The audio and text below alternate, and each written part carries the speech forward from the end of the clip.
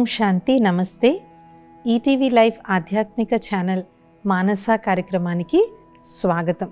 నిత్య ఆధ్యాత్మిక సాధన, నిత్య రాజయోగ సాధన ద్వారా మనం చిన్నప్పటి నుంచి ఉన్నటువంటి సంస్కారాలు అవ్వచ్చు, అనేక జన్మల సంస్కారాలు అవ్వచ్చు, వాటిని ఏ విధంగా పరివర్తన చేసుకోవచ్చు అనేటువంటి దీని కాన్సెప్ట్ని మనం మానసలో ఇంతకుముందు తెలుసుకున్నాం.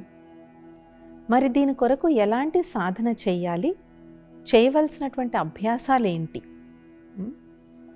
ఎందుకంటే ఏదైతే మనం న్యూరోప్లాస్టిసిటీ అని దీని గురించి తెలుసుకున్నామో దానిలో మనకు అర్థమైంది ఏంటి అంటే, ఏ సంస్కారాలనైతే మనం మాటిమాటికి ఉపయోగిస్తూ ఉంటామో అలాంటి న్యూరల్ పాత్వేసే మన బ్రెయిన్లో ఫామ్ అవ్వడం వల్ల మాటిమాటికి అదే బిహేవియర్ని మనం ఎగ్జిబిట్ చేస్తూ ఉంటాం, అదే ప్రవర్తనని మనం చూపిస్తూ ఉంటాం, అలాగే మనం ప్రవర్తిస్తూ ఉంటాం.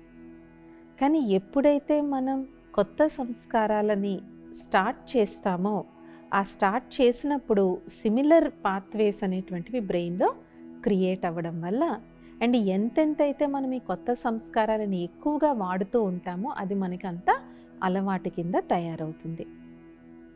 మరి దీని కొరకు మనం చేయవలసినటువంటి సాధనలు ఏంటి? ప్రాక్టికల్ లైఫ్లో మనం ఎలాంటి సాధన మనం చేయాలి? దీనికి మనం 6 మార్గాలను మనం తెలుసుకుందాం.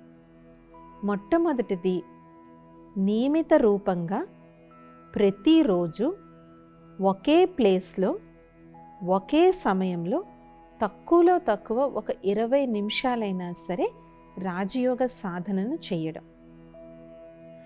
వీలైనంత వరకు ప్లేస్ కూడా మార్చొద్దు, టైం కూడా మార్చొద్దు.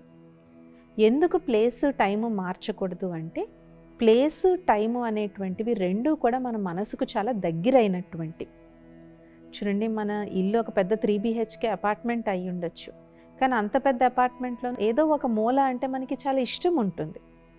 లేదంటే మన ఇంటి దగ్గర ఒక పార్క్ ఉండుండొచ్చు, ఆ పార్క్లో బెంచ్ మీద కూర్చోవడం మనకి ఇష్టం ఉండుండొచ్చు. అలాగే మన ఆఫీస్లో కూడా ఏదో ఒక స్పాట్ అంటే మనకి చాలా మంచిగా అనిపిస్తూ ఉంటుంది. సో స్థానం యొక్క ప్రభావం మనసు మీద చాలా తీవ్రంగా పడుతుంది. అలాగే సమయం అయితే తప్పకుండా ఉదయం చేయమని చెప్తాము, కానీ కొంతమందికి అంత ఉదయాన్నే, ఫర్ ఎగ్జాంపుల్ తెల్లవారుజామున 7 రెడీ అయ్యి ఆఫీస్కి వెళ్ళాలి అంటే వాళ్ళు ఎక్కడ చేస్తారు? చేయలేకపోతారు. లేదంటే కొంతమంది నైట్ షిఫ్ట్లు చేసి వస్తారు. నైట్ షిఫ్ట్ చేసి వాళ్ళు ఇంటికి వచ్చేదే పాపం 1-2 వస్తారు. వాళ్ళని మళ్ళీ 4 లేచి మెడిటేషన్ చేయమంటే పాపం లెగుస్తారు, కానీ పడుకుండిపోతారు. కాబట్టి మీ దినచర్యకి అనుసారంగా ఒక మంచి సమయాన్ని ఒక అరగంట పాటు కేటాయించండి. బట్ అవకాశం ఉంటే మాత్రం తప్పకుండా తెల్లవారుజామున 6 గంటల లోపలే చేయడం మంచిది. అంటే బద్ధకించి ఆలస్యంతో అయితే డేలో ఎప్పుడన్నా చేయొచ్చు అన్నారు కదా అని అలా అనుకోవద్దు. మనకి అవకాశం కుదిరితే, మన టైం టేబుల్లో మనకు అవకాశం కుదిరితే తప్పకుండా మనం తెల్లవారుజామున 6 లోపలే సాధన అనేటువంటి చేయాలి. మార్నింగ్ 3 to 6 మధ్యలో, 3 నుంచి 6 మధ్యలో ఒక ½ అవర్ తప్పకుండా ధ్యానం, రాజయోగం యొక్క సాధన అనేటువంటిది చేయాలి. ఎంతెంత మన నియమిత రూపంగా క్రమశిక్షణ చేస్తూ ఉంటే అంతంతగా మన యొక్క ఈ కొత్త అలవాట్లు అనేటువంటివి మనకి బలోపేతం అవుతాయి అన్నమాట. సో ఫస్ట్ అలవాటు, ఒకే సమయంలో ఒకే ప్రదేశంలో ప్రతిరోజు, ఆదివారం అవ్వచ్చు, సెలవు అవ్వచ్చు, బిజీ అయినా సరే, ఇవాళ నాకు వర్క్లో చాలా బిజీ ఉంది నేను చేయలేను అని అనుకోవద్దు. ఎందుకంటే అప్పుడు అదొక ఎక్స్క్యూజ్ కింద అవుతుంది. చేయలేని రోజు ఇవాళ నేను బిజీగా ఉన్నాను కదా చేయలేదనేది ఆ వంక చెప్పుకోవడం కూడా ఒక అలవాటు అయిపోతుంది అన్నమాట. సో మనం టైంని కేటాయించి మనం చేసుకోవాలి. రెండవది, మనతో మనం ఏ కొత్త అలవాటైతే మనం చెయ్యాలి అనుకుంటున్నామో, చేసుకోవాలి అనుకుంటున్నామో దానికి సంబంధించినటువంటి ఒక 5-6 సెంటెన్సెస్ రాసి పెట్టుకోండి. దాన్నే అఫర్మేషన్స్ అని అంటారు. నేను ఎప్పుడూ చాలా శాంతి చిత్తంగా ఉంటాను, నేను అందరితో చాలా శాంతియుతంగా నేను ప్రవర్తిస్తాను, నా స్వధర్మమే శాంతి అని ఇలాంటి ఆధ్యాత్మిక వాల్యూస్ ఏవైతే ఉన్నాయో ఆ ఆధ్యాత్మిక విలువలతో కూడినటువంటి కొన్ని మహావాక్యాలని మీకు మీరు పర్సనల్గా మీరు రాసుకుని పెట్టుకుని అది మీ డైరీలోనో మీ మొబైల్లోనో లేదంటే ఎక్కడైతే మీకు ఎక్కువగా కనిపిస్తుందో కనిపించేటట్టుగా పెట్టుకోండి. పెట్టుకోవడం వల్ల మాటి మాటికి మనం అదే చూడడం వల్ల, అదే మనం నెమరు వేసుకోవడం వల్ల కూడా మనకి మన మీద బిలీఫ్, కాన్ఫిడెన్స్ అనేటువంటిది పెరుగుతుంది. రైట్? సో మనం దేన్ని వదిలేయాలనుకుంటున్నామో దాన్ని పక్కన పెట్టండి. దేన్ని అలవాటు చేసుకోవాలనుకుంటున్నామో దానికి సంబంధించింది మనం రాసుకో. ఫర్ ఎగ్జాంపుల్, నాలో సోమరితనం చాలా ఎక్కువ ఉంది. నేను ప్రతి పని సోమరిగా పోస్ట్పోన్ చేస్తూ ఉంటాను. మనం ఏం రాసుకోవాలి? I'm always on time. నేను ఎప్పుడూ చాలా పంక్చువల్గా నేను ఉంటాను. సమయ నిబద్ధతతో నేను ఉంటాను. సమయానికి నేను చాలా విలువనిస్తాను. సమయాన్ని నేను వృధా చేసుకోను. సో మాటి మాటికి ఇదే పాజిటివ్ సెల్ఫ్ టాక్ అని మనం అంటాం. ఎందుకంటే ఆధ్యాత్మికతలో ఆత్మవిమర్శన, ఆత్మావలోకం, ఆత్మచింతన చాలా చాలా ముఖ్యం. ఏం చెయ్యాలి?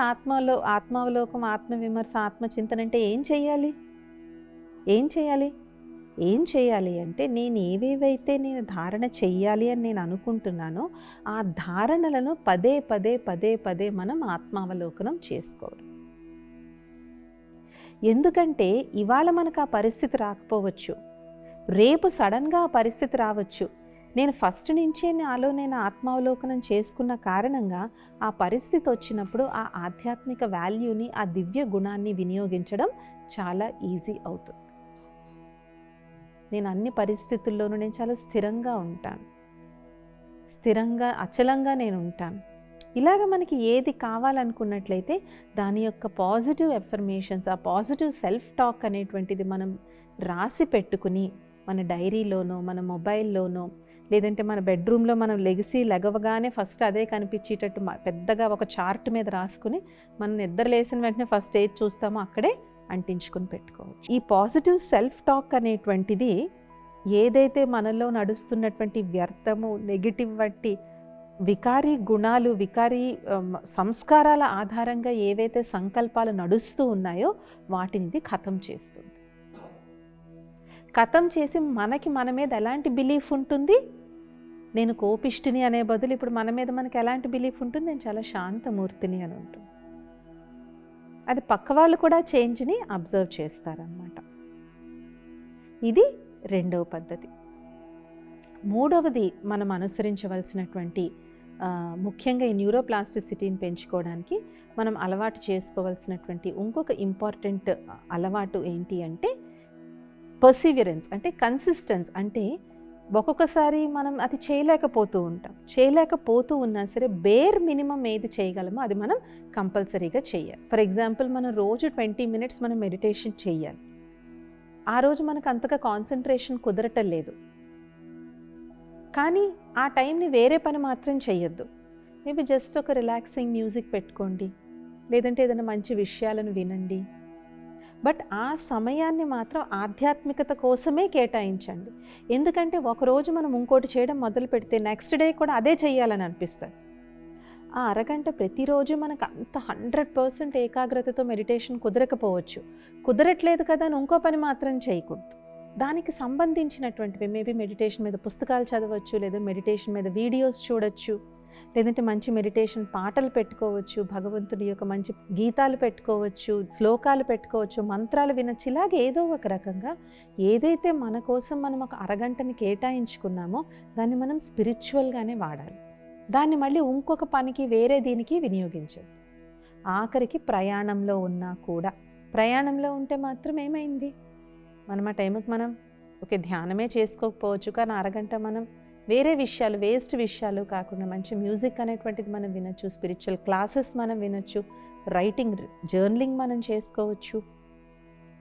బట్ ఆ హాఫ్ అన్ అవర్ నేను ఏదైతే నేను కేటాయించుకున్నానో ఇది నా స్పిరిచువల్ అప్లిఫ్ట్మెంట్కి, ఇది నా ఆధ్యాత్మిక పురోగతికి అని మనం ఫిక్స్ చేసుకొని ఆ టైంలో మనం అదే చేయాలి. ఇంకొకటి చేసేటువంటి వంక అనేటువంటిది మనం వెతకూడదు. అలాగే నాలుగవది రైటింగ్, రిఫ్లెక్టివ్ జర్నలింగ్. చూడండి, అందరు మహానుభావుల యొక్క డైరీలు మనకు దొరుకుతాయి.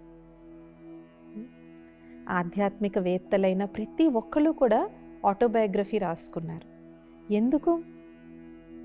ఏదో మేము ఇంత గొప్ప అంత గొప్ప అని చెప్పుకోవడానికి కాదు. గాంధీ గారు కూడా జైల్లో ఉన్నప్పుడు ఎన్నో ఉత్తరాలు రాసేవారు.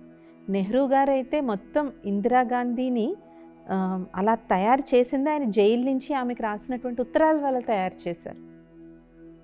ఆ పుస్తకం కూడా చాలా ప్రాచుర్యం పొందింది. నేను ప్రతి ఒక్కరు చదవాలి ఆ పుస్తకాలు.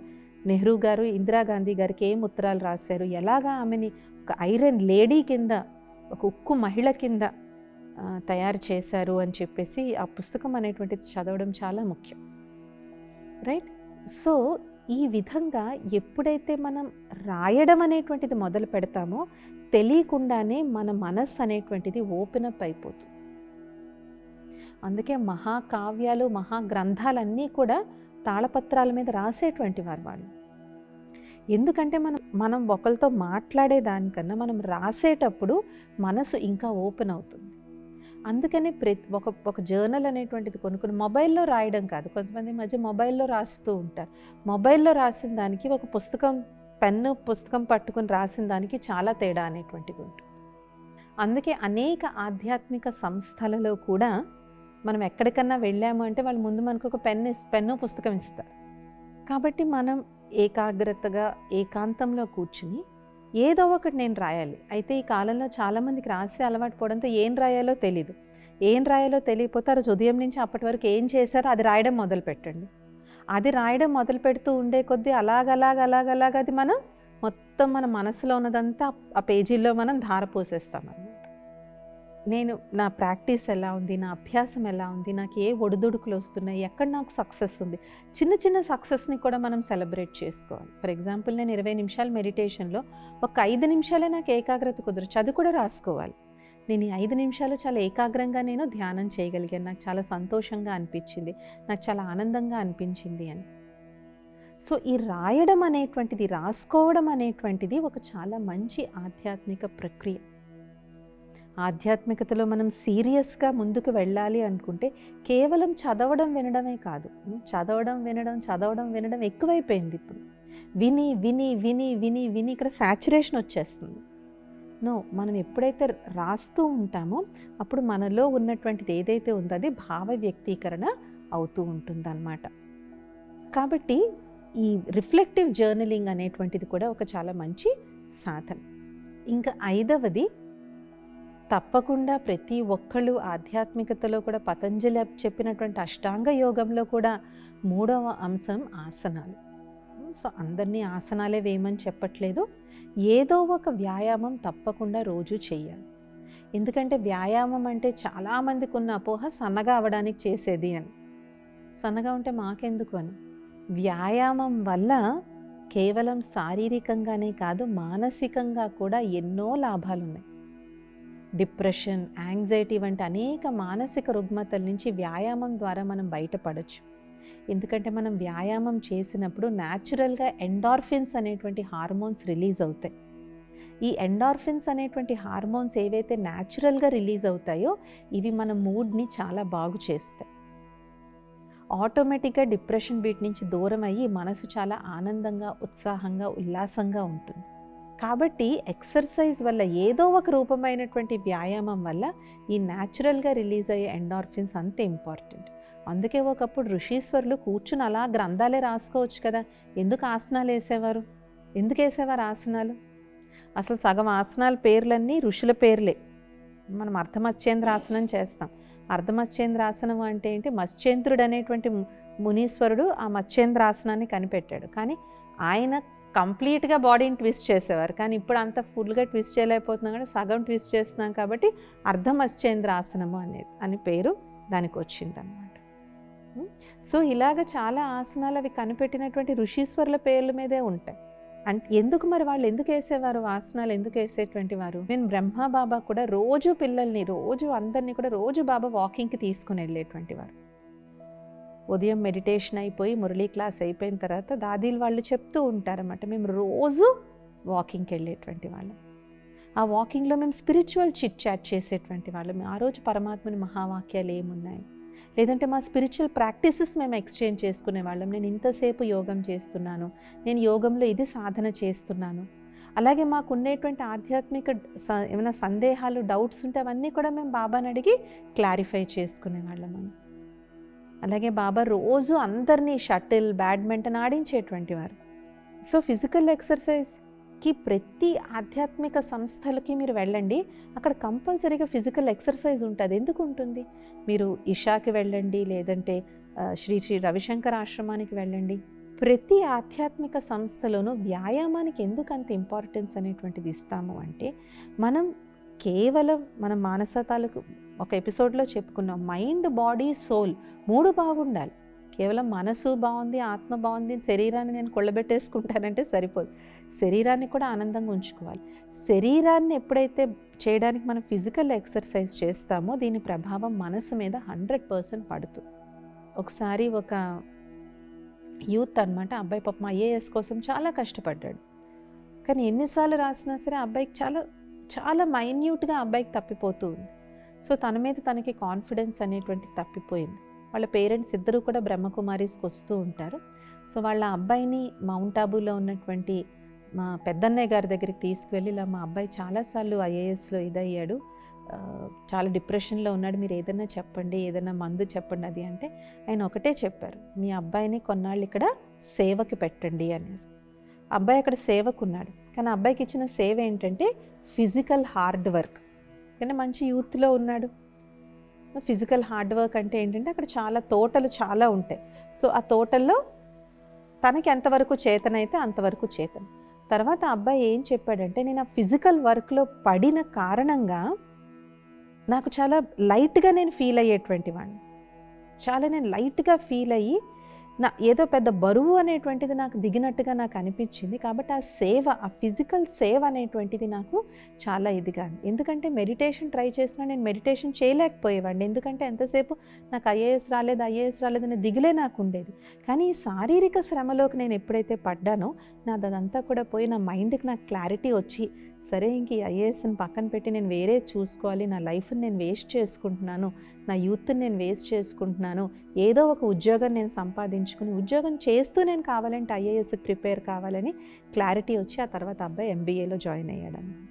ఎందుకు ఈ ఎగ్జాంపుల్ చెప్పడం జరుగుతుంది అంటే, మనం చాలాసార్లు ఆధ్యాత్మిక విషయాలకు వచ్చేసరికి మనం ధ్యానం వీటిల్లోనే ప్రాముఖ్యత ఇస్తాం తప్ప శారీరక ఆసనాలు కానీ, ఎక్సర్సైజ్, వాకింగ్, జాగింగ్, జిమ్, మీకు ఏది నచ్చితే అది మీ శరీరానికి, మీ ఏజ్కి, మీ హెల్త్కి ఏది మీరు కోఆపరేట్ చేస్తే అది మీరు తప్పకుండా చేయాలి. ఎందుకంటే ఫిజికల్ ఎక్సర్సైజ్ అనేటువంటిది కూడా ఆధ్యాత్మికతలో ఒక భాగమే. అందుకే పతంజలి అష్టాంగ యోగాల్లో యమ నియమాల తర్వాత 3వదే ఆసనాలు ఉంది, ఆసన ప్రాణాయామ. సో ఫస్ట్ 4 భాగాలు బాహ్య యోగా అని అంటారు, అంటే బయటికి కనిపిస్తుంది, యమ, నియమ, ఆసన, ప్రాణాయామం. తర్వాత 4 అంగాలు అంతర్యోగా అని అంటారు, ప్రత్యాహార, ధారణ, ధ్యాన, సమాధి. సో కానీ కొంతమంది ఏంటంటే ఓన్లీ ఇది చేసి అది కూడా మానేస్తూ ఉంటారు. అది కూడా కరెక్ట్ కాదు. కొంతమంది జస్ట్ మేము ఆసనాలు వేసాం కాబట్టి మేము యోగిలము అని అనుకుంటారు, but that may not be 100% true. కాబట్టి తర్వాత 5వది ఏంటి అంటే ఫిజికల్ ఎక్సర్సైజ్, ఏదో ఒక రకమైనటువంటి వ్యాయామం మనం ఎంత చేయగలిగితే అంత. కాబట్టి దీని యొక్క ఉద్దేశం ఏంటి అంటే మనలో క్రమశిక్షణ పెంచడం. ఇంకొకటి 6వ పాయింట్ సాంగత్యం. కాబట్టి ఎవరైతే మనల్ని ఈ కొత్త అలవాట్లు, కొత్త సంస్కారాల్లో తోడ్పడతారో అలాంటి వాళ్ళ సాంగత్యం చేయడం, ఎవరైతే దాని నుంచి వియోగం చేసి దూరం చేస్తారో వాళ్ళ నుంచి కొంతకాలమన్నా కొంచెం దూరంగా ఉండడం మంచిదన్నమాట. అలాగని వదిలేమని కాదు, కానీ ఎక్కువగా ఈ కంపెనీలో ఉండడానికి మనం ప్రిఫర్ చేయాలి. ఎందుకంటే సాంగత్యం యొక్క రంగు తప్పకుండా పడుతుంది. సంగ్ కా రంగ్ అంటారు కదా, అందుకనే సచ్ కా సంగ్ తారే కుసంగ్ బోరే అంటారు. అంటే సత్సాంగత్యం పైకి తీసుకెళ్తే కుసాంగత్యం ముంచివేస్తుంది అని చెప్పేసి. కాబట్టి మనం ఎలాంటి వాళ్ళ కంపెనీలో ఉంటామో, ఎక్కడుంటామో అది మనం కొంచెం కేర్ఫుల్గా కూడా మనం ఉండాలి. ఈ కొత్తది మనకు కొంచెం గట్టిగా అయ్యేంత వరకు, రైట్? సో ఈ విధంగా మనం ఇవాళ 6 విషయాలను మనం తెలుసుకున్నాం. ఒకటి, రోజు నియమిత రూపంగా ఒకే ప్రదేశంలో ఒకే సమయంలో తక్కువలో తక్కువ 20 నుంచి 30 నిమిషాల వరకు రాజయోగ సాధన చేయడము. రెండవది, పాజిటివ్ సెల్ఫ్ టాక్ అంటే మనం ఏదైతే సాధించాలి అనుకుంటున్నామో దాని యొక్క కొన్ని ఎఫర్మేషన్స్ రాసుకుని దాన్ని రిపీట్ చేయడం. మూడోది కన్సిస్టెన్సీ, అంటే ఏ రోజన్నా మనం చేయలేకపోయినా కూడా ఆ రోజు ఆ సమయాన్ని వృధా చేయకుండా ఆధ్యాత్మికతకి రిలేటెడ్గానే ఏదో ఒక విధంగా ఆ సమయాన్ని గడపడం. తర్వాత రాయడం, రిఫ్లెక్టివ్ జర్నలింగ్, ఇవాళంతా నా ప్రోగ్రెస్ ఎలా ఉంది, నేను ఏం చేశాను, నేను ఇంకా ఎందులో నేను ఇంప్రూవ్ కావాలి అని మన మీద మనకి రిఫ్లెక్షన్ చేసుకోవడం. ఐదవది వ్యాయామం, మనం ఏది చేయగలమో ఏ సమయంలో ఎంత చేయగలిగితే అంత వ్యాయామం. ఇంకా ఆరవది సాంగత్యం, ఎలాంటి సాంగత్యం, మన ఎన్విరాన్మెంట్ ఎలా ఉంది అని చెప్పేసి. సో ఇవన్నీ కూడా మనం ఎప్పుడైతే ప్రాక్టీస్ చేస్తూ ఉంటామో తెలియకుండానే మన యొక్క పాతవి ఏవైతే పాత వికారీ సంస్కారాలు ఉన్నాయో అవి పోయి మనం ఆధ్యాత్మికత వైపుకు మనం వెళ్ళగలుగుతామన్నమాట. ఇది ఇవాల్టి మానస కార్యక్రమం. వచ్చే మానసాలో మనం ఇంకొన్ని అంశాలను తెలుసుకుందాం. ఓం శాంతి, నమస్తే.